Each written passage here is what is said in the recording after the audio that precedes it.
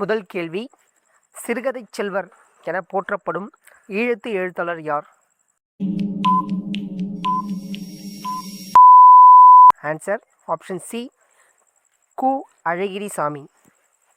இரண்டாவது கேள்வி, பட்டிமார் கலைஞரின் இயற்பெயர் என்ன?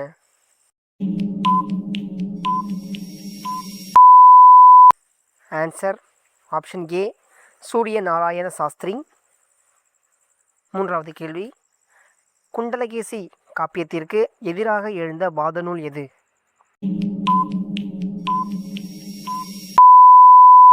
Answer option C, Neelakesi. நான்காவது கேள்வி, பெண்ணின் பெருமை எனும் நூலை எழுதியவர் யார்?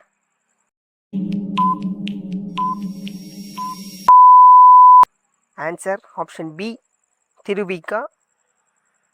ஐந்தாவது கேள்வி, நெய்தல் நிலத்திற்குரிய மக்கள் யார்?